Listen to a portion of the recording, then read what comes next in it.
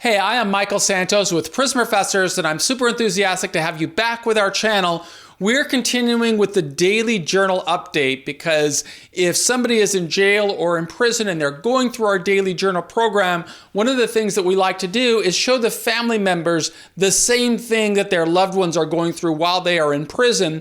And if you want a link to the daily journal, you can see it in the show notes below. We're only taking pre-orders right now for this product to be shipped next year before the holiday season. But you could actually see the journal and get a free sample of it just by clicking the link in the show notes below. Today's journal entry, we are talking about building tools. Regardless of what challenge we're going through, we've got to be thinking about how we can build some tools that will help us get through to the next stage of the journey. And sometimes those tools exist already. Sometimes we need to create our own tools. You see, pursuing a self-directed path to success requires us to be thinking creatively about how we can develop tools that will help us along the way. And those tools should always make us more efficient. They should lead us closer to success as we have defined success. Not the way that the system defines success, but as we define success. That's what today's video is about. And if you like these kinds of videos about personal development while going through a time and struggle, please subscribe to the YouTube Prison Professors channel or visit us on iTunes or any of the other locations where we are publishing information. We distribute these videos into jails and prisons across America with hopes of helping people get more inspired and really understand what can they do today given the resources that they have to become more successful and to prepare themselves for success on the other side of the journey. So we are showing those people the strategies that they can use to improve their lives. Now, as described earlier, all of the journal entries basically tell the same story that I got arrested back in 1987, and I had to be thinking about how I could be productive while serving a 45-year prison sentence. But like anyone else, to create tools, we've got to start with, good questions, and those good questions have to be, how are we going to define success? So if a person isn't thinking about how to define success, that person really isn't in a position to begin thinking about what tools he or she should be creating. Now, I always teach from the perspective of what helped me while I was going through those 9,500 days in prison. And at the very start, I had to begin, thinking and introspecting and asking questions about, well, what would somebody expect from a person who was serving a sentence like mine? Regardless of what challenge we're facing, we've got to start by thinking about what is the best possible outcome. Clearly, I didn't want to be going through prison, but that really didn't matter. What did matter is how I was going to get out. And I could only answer that question by really thinking about the best possible outcome and anticipating the people that I wanted to meet in the future. Because I wanted to build a career in business, I had to think about business executives. Because I wanted to build a career around my journey, I had to think about connecting with publishers and literary agents and other people that could help me along my path. But if you're going through this journal course, I would be encouraging you, who is it that you want to connect with in the future, and what will those people expect from you? So in my case, I completely understood that people would have a preconceived idea about me. Since a judge sentenced me to 45 years, they were probably not going to have a very favorable perception. And so what I had to do was transcend those perceptions. I needed to develop my own tools. And that is the word for today's lesson, transcend, right? That's part of our vocabulary building exercise. So I had to transcend perceptions of what other people would have from me. But what is it that you have to do? You have to develop tools to become more efficient, especially when you're trying to triumph over the problems that are going through you. So you got to ask those kinds of questions. What tool will help you the most? And I can tell you a tool that was incredibly helpful to me, and that was this idea of creating a toolbox full of book reports. The book reports would become one of the very first tools that I started to develop. Now, some people may not consider a book report as a tool, but I'm going to tell you how I use that tool to open numerous opportunities and then to leverage those opportunities to put me in a better position when I came home. But I mean, I know, a book report, nobody's thinking of that as a tool. I mean, if we asked 10 people what is what name a tool, they're going to name something like a hammer, a drill, a wrench, other things that they can use. But I can tell you, if you're going through a challenge and you've got to be thinking about how other people are going to look at you or how you're going to respond to a challenge, a book report is a phenomenal tool. Because that was one of the strategies that I used to get through the journey, was to read a lot. But a lot of times people read, but they're not reading deliberately. They're not thinking about how the books they're reading today are going to relate to what they want to become tomorrow. Not only that, if you ask a lot of guys in jail or prison, name all of the books that you've read, you're going to get that deer in the headlights look, because they don't even remember, right? A lot of times you're reading books in there and it's just to really help you get through the day. But I would recommend that you create a tool. And the tool that worked for me was a very systematic reading schedule. And I can tell you exactly how I did it. You see, at the start of every year, I would set a goal of how many books I would read. And that goal would be predetermined by what other goals I set for the course of the year while I was in prison. If I had set a goal later in my journey where I was going to be writing, maybe I wanted to write 2 books during the year. And, I wrote a lot of books while I was in prison. That's how I supported myself. So if I set a goal saying I'm going to write 2 books a year, I have a pretty good idea of how much time that's going to take, and that's going to influence my reading schedule. But let's just say typically I said I'm going to read 50 books by the end of the year. I would always make that statement in the journals that I kept. And then, since I knew that I had a goal of reading 50 books, I would always know where I had to be at a given time. Okay, so like on the first day, I would use my journal to record the book, the number of books that I read. So let's just say that I read today. Actually, I've got a book right here. I'd say this was one of the books that I read.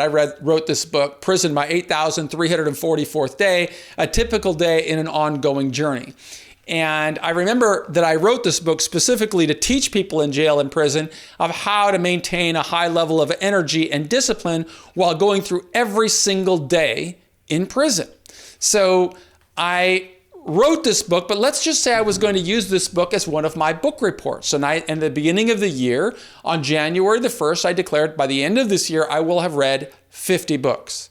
So on the book report itself, it would start by the date. Let's just say this is a short book and say I read this book in 2 days. So on January the 3rd, I'm writing my book report, January the 3rd. The first line of the book report would say, the title of the book was Prison, My 8,344th Day, a typical day in an ongoing journey. And then I would write the author's name of the book. So this is written by Michael G. Santos. Okay. Then I would answer 3 questions in every one of these book reports. And those 3 questions would be, why did I read? And then I would always put the title, and I will tell you why. Why did I read Prison, My 8,344th Day, a typical day in an ongoing journey? And here's how I would typically respond in my book report. I was looking through the prison library. I saw this book about a guy who had served many decades in prison, and I wanted to get an idea of what he had to say about how he served his time. How did the decisions that he made every single day or throughout the day relate to what he said he wanted to become? And because I'm serving time in prison, that's the kind of story that intrigues me, because I'm always interested in learning from people who have gone through a challenge. So that might be the first thing that I wrote in my book report for this particular book. The second question that I would ask in my book report is, what did I learn from having read Prison, My 8,344th Day, a typical day in an ongoing journey? And then I would answer that question. And if I were going to answer that question right now, I would say, hypothetically, I would learn that this guy is really structured and disciplined. I mean, let me look at the first sentence of this book. I remember writing it. Let me see if I can find it here, get past all the forwards and stuff. Boom, boom, there's the forewords. Hold on, let me get to this section because it's kind of funny. It actually shows how I use these journals all the way through prison. Where's the first page of this book? Here's the first page. Here's the first paragraphs of this book. It's still dark in the housing unit when my eyes open. I press the button on my Timex Ironman watch and see that I have overslept. It is 1:34 in the morning on Monday, June 14th, my 8,344th day in prison. I prefer to wake in time to begin my work as soon as the 2 guards pass by after the 1 o'clock in the morning census count. I am 30 minutes late, but I am well rested and I get up. So that shows the level of discipline. So when I was in prison, I used to pretty much sleep when other people were awake, and I'd be awake when other people were asleep. Because if I got up at 1 in the morning, I could have total solitude and total quiet. And that's when I wrote a lot of these books. So I would write that description of answering that question is, what did I learn from this? Well, I learned this guy's extremely disciplined. I learned that every decision that he made had a direct relationship on what he said he wanted to become. He defined success as being able to come back to society strong with his dignity intact. And he thought about the people he would have to meet in the future. So he wanted to train himself how to communicate like a businessman. So he developed his vocabulary. He wanted to be able to articulate what did he do every single day of the journey. So he kept a journal.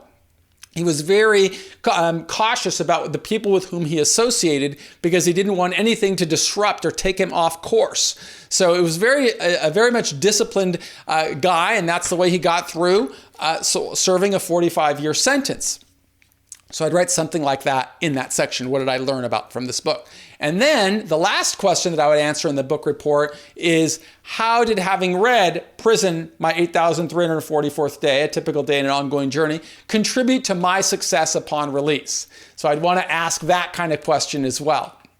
And by asking that kind of question, I would be able to say that I would be able to show always that my success after release wasn't an accident. It was engineered. It was a pathway that I architected. So if I were going to write, what did I learn from having read this book? I learned the importance of documenting my daily progress. Someday I'm going to have to sit across the table from somebody who's going to have influence over my life, and I want to be able to show them how hard I worked, just like that guy did. So I'm going to start keeping my own daily journal as well.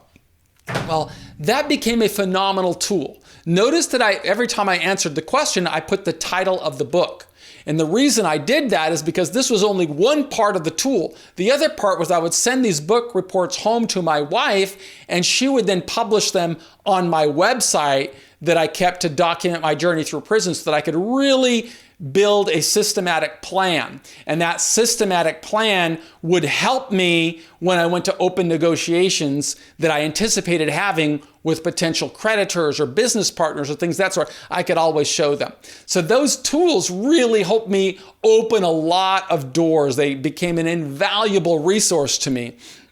In fact, when I got out of prison and I finished, and that was in August 2013, I finished my sentence, and I was meeting with a probation officer, I could show her all the book reports that I had read and show her the disciplined pathway I took through prison. And that really opened the doors for me to getting a higher level of liberty. So I would definitely say that my book reports were an extraordinarily successful tool. And that's a tool that I would recommend that you use if you're going through a challenge. But if you don't want a book report, well, at least start thinking about what tools are you developing? What tools have you seen other people develop that have helped them along their pathway to success? And answer these kinds of critical thinking questions. What tools do you anticipate developing over the next year? And think about how will those tools that you're developing contribute to what you're striving to become? When you start answering questions like that, you start living much more methodically, much more deliberately, and that is the pathway that will take you from where you are to where you want to go. I am Michael Santos with Prison Professors, and I do hope that you will subscribe to the channel. Of course, in the show notes below, I provide links to get our daily journals if you have a loved one in prison. Encourage you to pre-order now. They're selling at a discount right now, and this is a way that you can teach and inspire your guy. I have a new journal that comes out every day, every month, and every one of these months includes all of these lessons that I am providing right here, so the person in prison will get an opportunity to read it. But if you're fortunate enough to have access to the videos while you're in prison, you could be encouraging your family members to go along and work this with you. But I'll do everything that I can within my power to show you the strategies that allowed me to go through prison and come back strong, because that's what I want for everybody that goes through a Prison Professors program. Hope that you will subscribe to the channel if you're watching this on YouTube, and I also hope that you will support our sponsors at cbdtv.com. They provide the resources for us to be able to create this content every single day. I am Michael Santos, and I thank you for being a part of our community.